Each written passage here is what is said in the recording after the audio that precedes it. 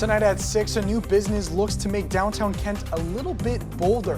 TV2 takes an inside look at the store stone cold focused on bringing an experience like no other to the area. And protests in Ottawa, Canada continue over COVID-19 guidelines. What this will mean for United States affairs. Well, we've seen NASA go to Mars, but what about bringing Mars back to Earth? More on the agency's future plans. TV2 has your Super Bowl picks, but not from our sports reporter. All this and more as TV2 News starts right now.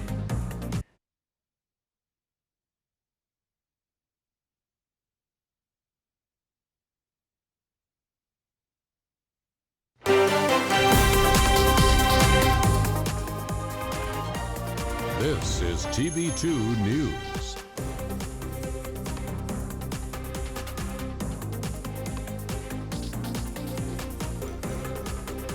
Good evening, Portage County, and thank you for joining us. I'm Steffen. And I'm Alexandria Manthey.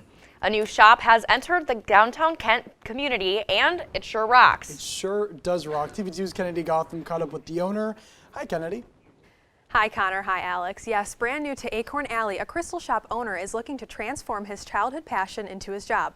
I was able to speak to him about his experiences with opening and running his own business.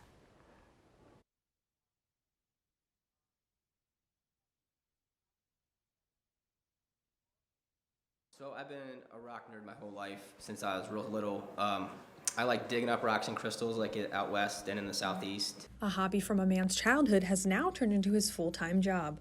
After visiting family in Kent, he saw the perfect opportunity to open up a rock shop. About 10 years ago, Acorn Alley was brand new, and I was just walking around downtown, and a lot of the new shops had just opened up, and I was shocked that there was not a rock shop, because I figured a rock shop would be like perfect in Kent.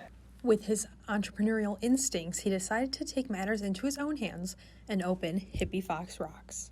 Ended up with a rock shop eventually. This is way more fun. There is a wide variety of crystals, sage, book bags, stickers, dream catchers, and much more. It's great for carving. So a lot of this stuff is handmade into all different shapes. We have dog leashes now and dog collars. We got more orders of this coming in. And we're trying to get stocked up right now for Valentine's Day because this will probably be pretty popular. Many of the rough and polished rocks come from all over the world. Almost everything on here is just $3, so it's probably our biggest seller, the rough rock and polished rock category. Along with selling his wide range of products, Jared also enjoys doing fundraisers to help other local businesses, or in this case, animal rescues. So Hippie Fox Rocks donated this, and then we're raffling it off, and 100% of the money that ends up in here will be going to Rachel and her cat charity. The lucky winner will be drawn on Valentine's Day to receive the large amethyst geode. Jared has a goal of making his crystal shop fun. It's fun. I think a lot of people come in here and have fun shopping. He also wants people to learn more about geology and the metaphysical world. I can do this all day. For TV2 News, I'm Kennedy Gotham. Acorn Alley has many small local businesses, and Hippie Fox Rocks is located at 115 East Erie Street, and they're open 11 a.m. to 7 p.m. daily. From the Franklin Hall studio, I'm Kennedy Gotham.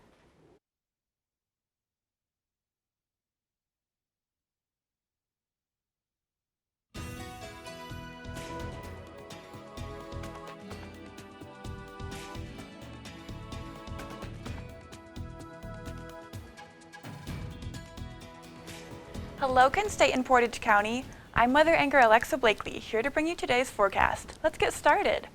So today in Kent, we're seeing 35 degrees, but it feels more like 28. A little bit windy going southwest at 7 miles per hour, and pretty high visibility today at 9 miles per hour, at 9 miles.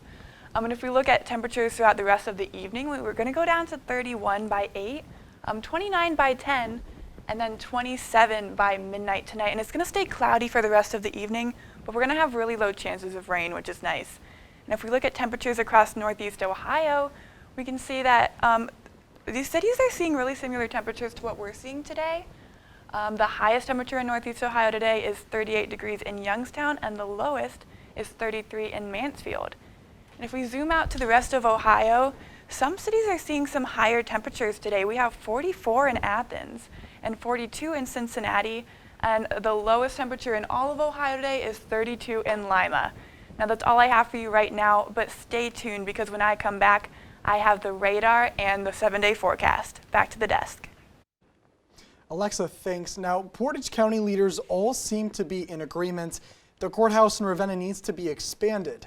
In a closed-door meeting Tuesday, judges and other courthouse officials explored options for doing so. Some ideas thrown around adding to the front of the building in downtown Ravenna and potentially moving a municipal courtroom to the newer courthouse in Kent. There are plans for a meeting next month to discuss further. That one will be open to the public. And a Kent man was sentenced to 5 years probation for possessing child pornography while registered as a sex offender as of Monday. According to the Portage County Court of Common Pleas report, Judge Becky Doherty ordered that the first year of Tyler Williams' probation be served in an intensive supervision program and determined he is a Tier 2 sex offender. The sentence followed a pre-sentencing investigation by the court adult probation department. The city of Ravenna is seeking funding to expand its short-staffed fire department. Officials say it would come in the form of federal dollars to shore up the department, which has struggled to keep up with the additional calls brought on by the pandemic. It's a similar problem felt by many fire departments in the area. The department is now waiting to hear back after its council agreed Monday to pursue the Staffing for Adequate Fire and Emergency Response Grant, which would add up to 3 firefighters to the city's ranks. And Hudson Mayor Craig Schubert recently made claims at a city council meeting that allowing ice fishing could lead to prostitution in ice shanties. This comment comes after a number of residents have requested permission to ice fish on Hudson Springs Lake. While some worried it was unsafe, Schubert said, quote, "If you then allow ice fishing with shanties, then that leads to another problem, prostitution." The Center for Disease Control and Prevention has new guidelines on treating pain with opioids. And Russia begins 10 days of military exercises with neighboring Belarus. The latest details as tensions over Ukraine escalate here in the U.S.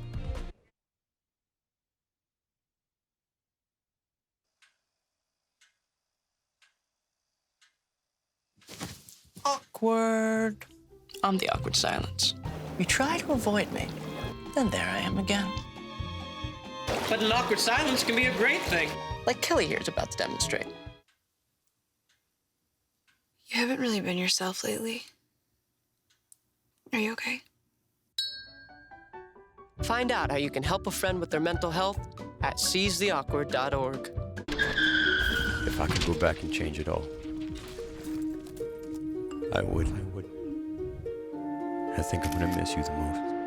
I'm sorry. I'm so sorry. I'm so sorry. Maybe it's just the little moments.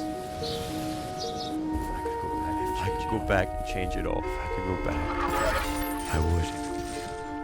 But I can't.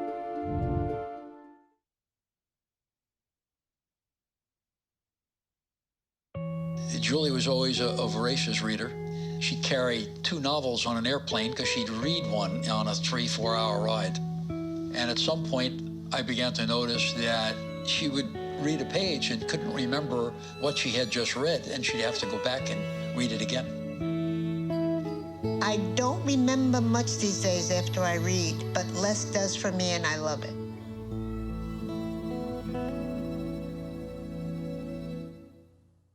Three months ago, there weren't enough masks.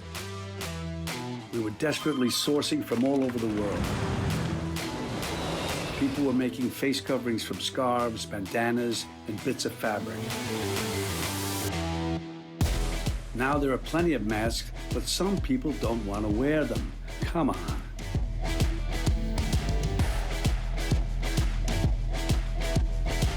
Mask up, America.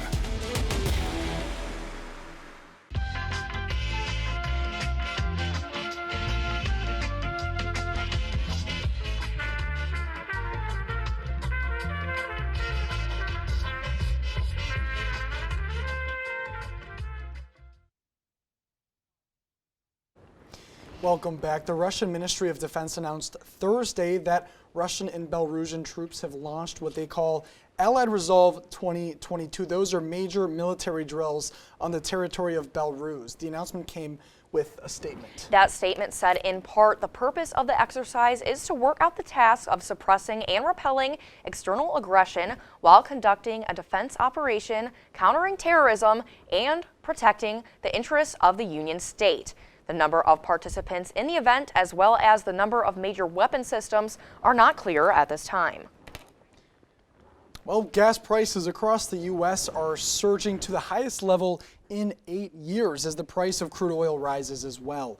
This is spiked by worries of geopolitical tensions in Eastern Europe. According to AAA, the average price of a gallon of gas hit $3.49 as of yesterday, which is the highest since October. We don't know precisely what's been lost and what will be able to be recovered. And as I said before, he has a long list of things he's done that I consider to be very detrimental to the nation. The National Archives and Department of Justice has asked the investigation to former President Trump's handling of White House records. In a recent statement, Trump acknowledged cooperation with the archives, and the Justice Department and the National Archives has not yet commented on this matter. The NARA has arranged for the transportation of boxes that contain presidential records in compliance with the Presidential Records Act. New numbers out today on just how high inflation rose in America, and it's worse than many economists thought. The U.S. Consumer Price Inflation Index rose 7.5% over the past year. That's the steepest climb in prices since the year ending in February of 1982, according to the Bureau of Labor Statistics. In response, President Biden shifting immediate focus, he says, to strengthening the supply chain and bringing more around-the-clock help to ports. His advisors also maintain that the situation will improve this year, saying it's just a matter of time. The Senate passed one of the largest workplace reforms in decades Thursday. The Ending Forced Arbitration of Sexual Assault and Sexual Harassment Act does exactly what it says. It forbids employers from forcing workers with sexual misconduct claims into arbitration. Right now, about 60 million workers are bound by contractual clauses that prevent them from suing for such claims. The bill passed the House with a sweeping bipartisan majority of 335 to 97 earlier in the week. It will now be sent to President Biden for his signature.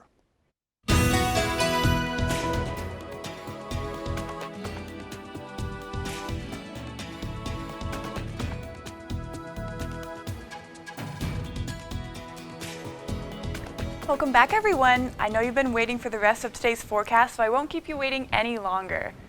So tonight's going to be a little bit chilly at 28 degrees, a little bit cloudy, but a low chance of rain. It's going to stay cloudy tomorrow morning, but it might rain tomorrow, starting at about noon. It's going to be windy tomorrow with sunrise at 7:25 in the morning. And speaking of tomorrow morning, it's going to be a little bit chilly, starting at 31 degrees at 6, going up to 37 by 9, and 44 at noon, which is when that rain will start.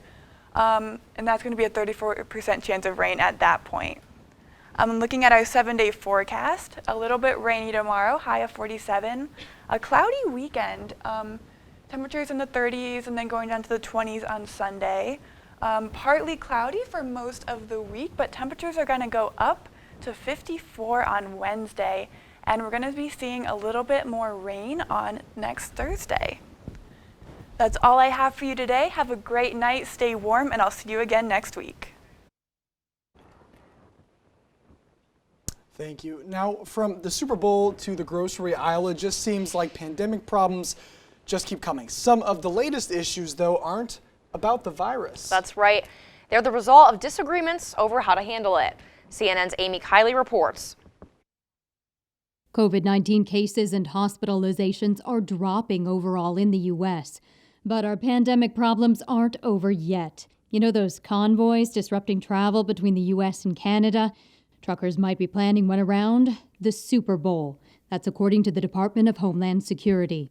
Truckers and other protesters in Ottawa, Canada say they're stopping traffic there to stop vaccination requirements and COVID restrictions. If you don't make any changes now, we're going to lose all freedom. I even made and sold masks at the beginning of this. But you know what? When you keep doing the same thing over and over again, expecting a different result, that's the definition of insanity. The convoys threaten to worsen supply chain issues. Already the pandemic has led to problems with supplies and higher prices.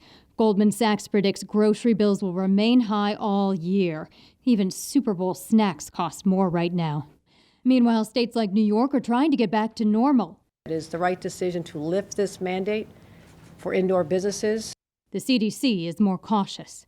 We are working on that guidance. Our hospitalizations are still high. Our death rates are still high. We are not there yet. But some experts say we could be on our way.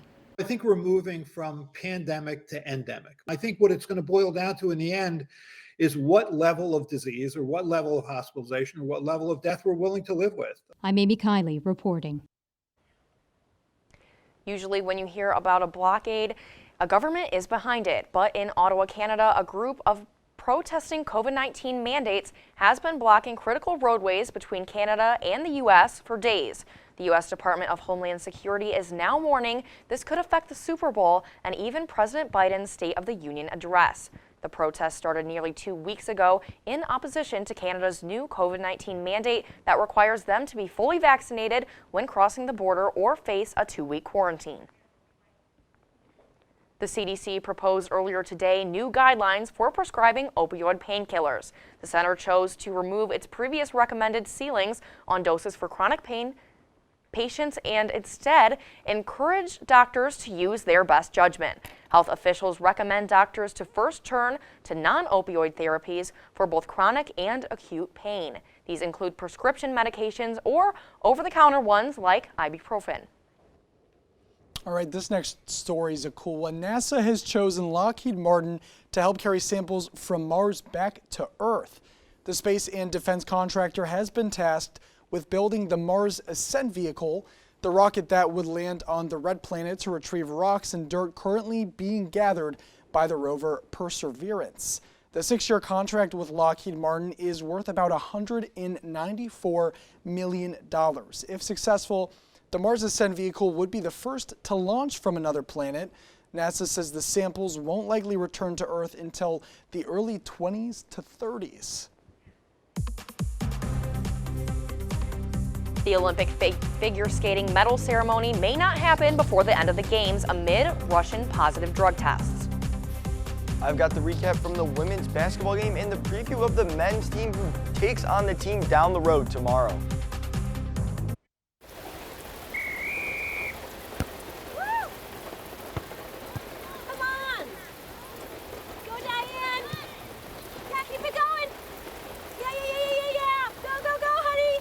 If you love them enough to drive an hour to cheer them on as they get beat 11-0 in the rain, then surely you'll check NHTSA.gov/the right seat to make sure they're correctly buckled in the back seat. Throw that ball, Diane. Woo! You got this. Meet the scan, a simple procedure whose mission is to detect lung cancer early.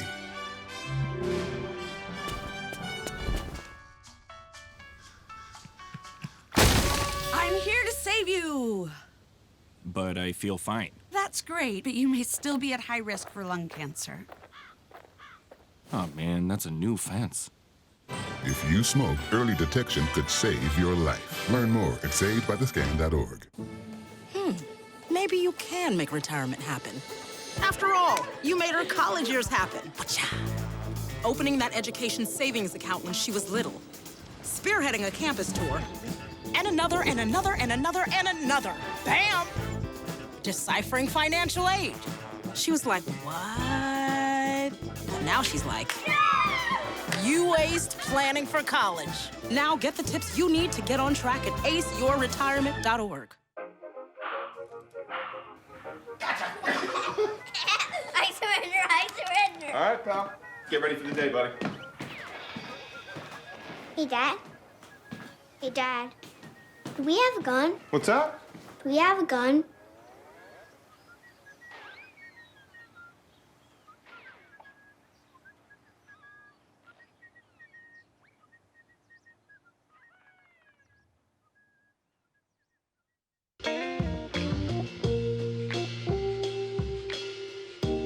after you joined our family, it was like, I really do feel complete now.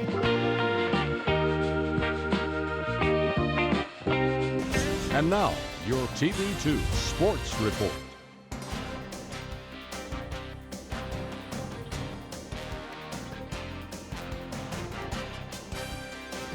All right, now after they finally got their first gold medal on Wednesday, the U.S. just kept going with big wins from stars like Nathan Chen and Chloe Kim. The U.S. is now up to 4 total gold medals. They also sit in the top 4 for medals total with 10. They trailed Germany in first, followed by Norway and Austria. And speaking of delays, the International Olympic Committee isn't offering much information about a legal case thought to be delaying a medal ceremony for figure skaters. Russian media is reporting an athlete from the country tested positive for trimethazine back in December. Now, that drug is typically used to treat the heart condition angina, but it's on the World Anti-Doping Agency's banned list. Figure skaters in the team event saw their medal ceremony scheduled for Tuesday night in Beijing removed from the Olympic calendar without an explanation. However, the IOC is not confirming that delay is due to a doping investigation. And while this year's Olympics are in Beijing, we still have your local sports headlines. Right, and Ian is here with us now to give you a little bit more on that. How you doing? Hi guys, that's right. The women's basketball team was in action last night. Let's get to a recap of the game. And the Kent State women's basketball team won their 4th game in a row after traveling to Mount Pleasant, Michigan and beating Central Michigan 78-67. That win puts the women at 6-6 in the conference and pushes them to 6th in the standings. The Flashes played a very well-rounded game, shooting 51% from the field, 42% from 3, and shot 80% from the line. Leading the way for the Flashes was Nyla Blackford with 16 points and 9 rebounds, as well as Bridget Dunn with 16, Mariah Modkins with 15, and Casey Santoro with 11. The next time the Flashes are in action will be the Play for K game at home against Ball State on February 12th at 1 p.m. The Kent State men's basketball team is looking for their 6th win in a row as they travel to take on the team down the street tomorrow at 7 p.m. The last time these two teams played, the Flashes defeated the Zips 67-55. Akron is currently 3rd in the standings and Kent is 4th. If the Flashes are able to pull out a win, the two teams will switch places. The keys to the game for the Flashes will be the play of Sincere Carey. Carey is averaging 17 points a game and is the clear #1 option and leader on this team. If Carey is playing at the top of his game, the Flashes will have a great chance to get the job done. And now the Kent State softball team kicks off their season with a weekend tournament in Florida in the FGCU Kickoff Classic. The women were projected to finish 2nd in the MAC by the conference's head coaches. The team will take on 2 ranked teams in Clemson and Texas over the weekend. The Flashes will begin the tournament with a doubleheader tomorrow against Long Island University at 10 a.m. and Clemson University at 2:30 p.m. Key players to look out for this season is senior Brooklyn Witt, who had the 2nd most hits on the team last year and batted .371, as well as sophomore Jessica LeBeau, who was 14-13 with a .285 ERA. And the Kent State track and field team plays host to the Doug Raymond National Qualifier on Friday and Saturday. There will be a total of 17 schools competing in the meet. Competition will begin on Friday, starting at 3:30 p.m. with the women's long jump, pole vault, and weight throw. There will be a total of 15 Flashes who are top 5 in the MAC in their respective events competing over the weekend. Names to look out for is Asa Hodrick, who owns the fastest 60-meter time in the MAC, as well as Leah Pascaletti, who owns the best pole vault in the MAC.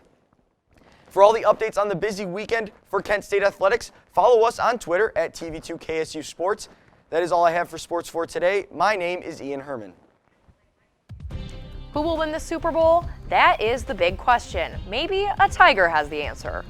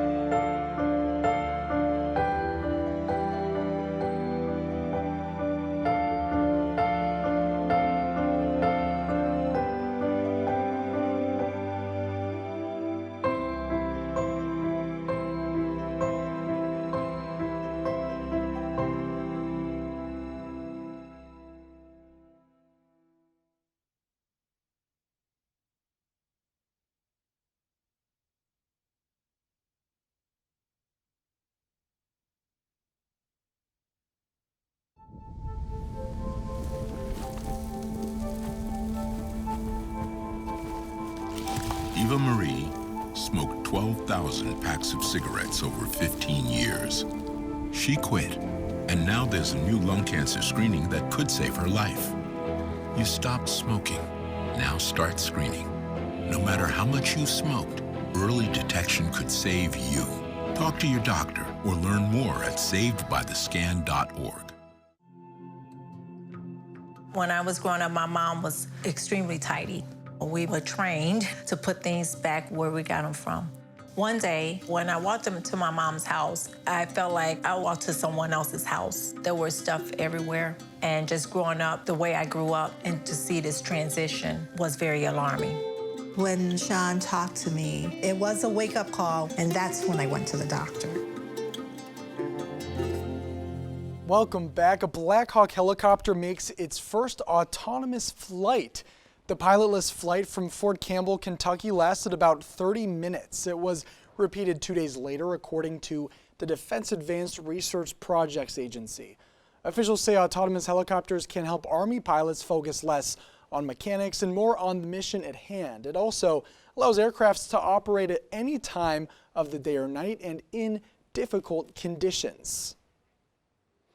Well, Misha the Amur tiger has made a pick for the Super Bowl. Now, if you're wondering why I'm even saying that, here's the backstory. The Des Moines tiger comes from Blank Park Zoo in Iowa, where animals have been correct in picking the winner of 8 of the last 11 big games.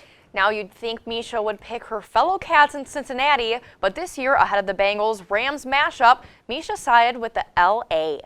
However, zoo officials cautioned against using zoo animal picks in any monetary wagers. It is simply in good fun. No, I don't really know if I agree with Misha, but that is it's a conversation for another day because we are about out of time here. Thanks for sticking with us. For all of these stories and more, follow us at social medias at Kent1. And I'm Alexandria Manthey.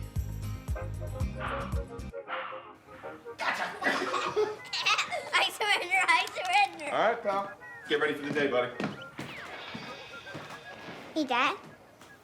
Hey, Dad. Do we have a gun? What's that? Do we have a gun?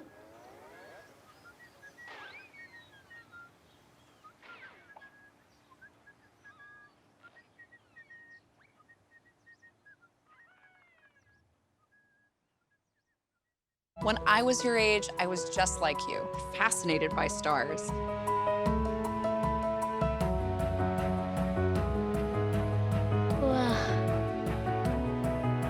But now I get to search for life in the universe. And who knows, maybe life is looking for us too. So we're like aliens to them? Yeah. Does anyone want to be a scientist now? I do. Awesome. We need more girls in STEM. Maybe we can find aliens. When I was growing up, my mom was extremely tidy. We were trained to put things back where we got them from. One day, when I walked into my mom's house, I felt like I walked to someone else's house. There was stuff everywhere. And just growing up the way I grew up and to see this transition was very alarming. When Sean talked to me, it was a wake-up call, and that's when I went to the doctor. Okay, Dad. 1, 2, 3.